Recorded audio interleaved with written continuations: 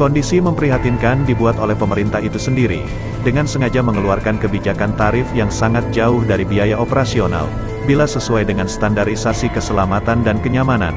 Hal ini, jangan sampai kita dinilai oleh dunia, dinilai oleh IMO, bahwa hal ini masuk dalam kategori keselamatannya terjelek di seluruh dunia, seperti yang sudah diberikan kepada dua airline, sehingga, kebijakan tarif dari Menteri, jangan dipolitisasi, karena menyangkut nyawa publik. Menteri Perhubungan, selaku pembina dan penanggung jawab keselamatan dan pelayanan, harus bertanggung jawab, jangan sampai, angkutan penyeberangan dinilai internasional, menjadi yang terburuk di seluruh dunia. Saya khawatir, ferry ini juga akan dinilai oleh dunia internasional. Ada beberapa perusahaan yang bisa dinilai nantinya menjadi ferry yang terburuk pelayanannya di seluruh dunia. Bayangkan, kalau semua moda transportasi kita, baik darat, laut, udara, terus kereta api juga, dinilai oleh publik dunia, pasti mereka tidak akan percaya untuk menuju ke Indonesia.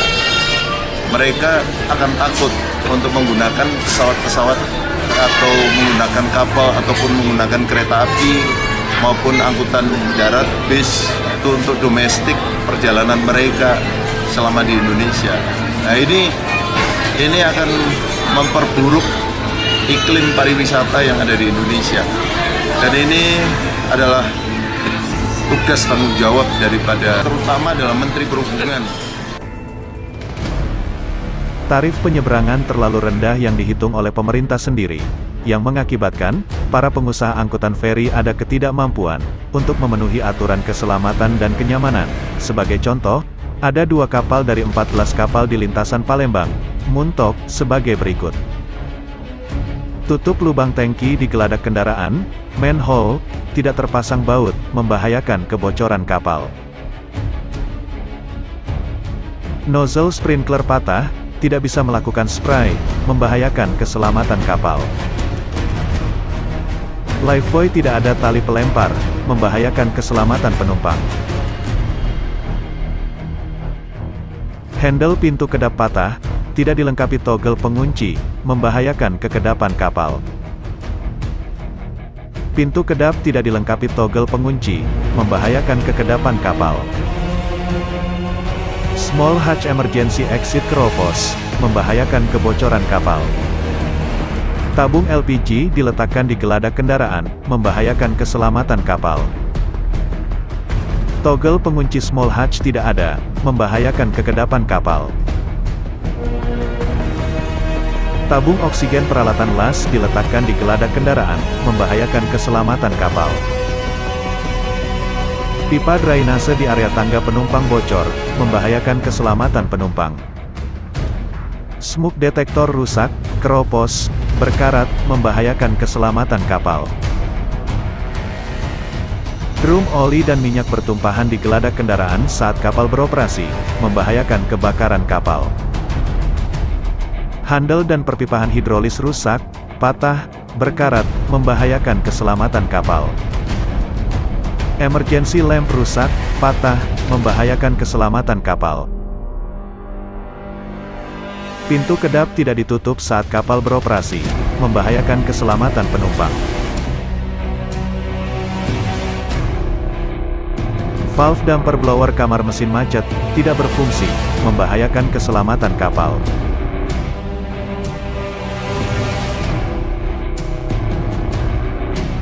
Tidak ada jaket keselamatan di lemari, membahayakan keselamatan penumpang.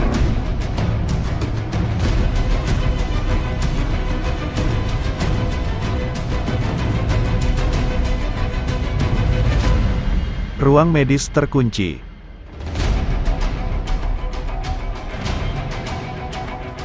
Ruang laktasi tidak ada dispenser, kulkas, dipakai menaruh jaket keselamatan.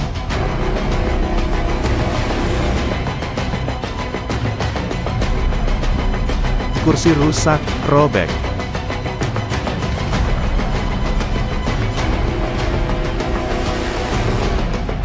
Sandaran tangan kursi sofa rusak.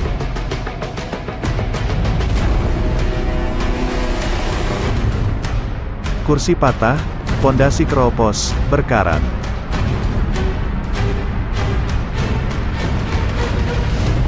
Ruang sopir ala kadarnya, tidak ada kasur, tidak manusiawi. Ruang informasi jadi satu dengan kantin. Kru kapal tidak menggunakan atribut lengkap saat bertugas, menandakan tidak mampu membeli sepatu, menggunakan sandal. Kecepatan kapal 6,1 knot, lama pelayaran 6 jam.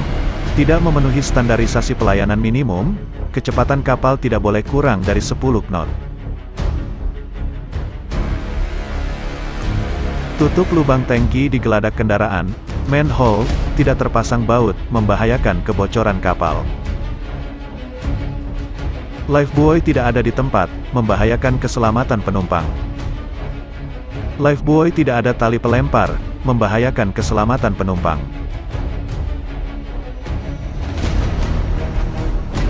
Smoke detector rusak, berkarat, membahayakan keselamatan kapal. Blower kamar mesin rusak, digantikan blower portable, membahayakan keselamatan kapal. Togel pengunci pintu lubang masuk emergensi kamar mesin, kurang, membahayakan kekedapan kapal. Kran pipa hidrolis patah, posisi akses tangga penumpang, membahayakan keselamatan kapal. Pintu akses jalur evakuasi terhalang kardus-kardus, membahayakan keselamatan penumpang. Kursi sofa, rusak, robek.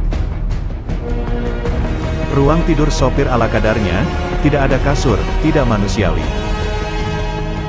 Ruang informasi jadi satu dengan kantin. Ruang medis tidak ada obat-obatan. Kran air rusak, protol, wastafel rusak, macet.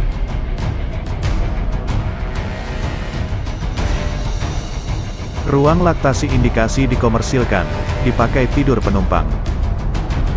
Kru kapal tidak menggunakan atribut lengkap saat bertugas, menandakan tidak mampu membeli sepatu, memakai sandal. Kecepatan kapal 4,8 knot, lama pelayaran 7 jam. Tidak memenuhi standarisasi pelayanan minimum, kecepatan kapal tidak boleh kurang dari 10 knot. Dari hasil survei ini, ditemukan lebih dari 75 item pelanggaran kenyamanan dan keselamatan pelayaran. Disinyalir, mereka terpaksa melakukan hal tersebut, petugas juga terpaksa tutup mata, karena kebijakan Menteri Perhubungan dengan tarif yang tidak sesuai dengan perhitungan yang benar.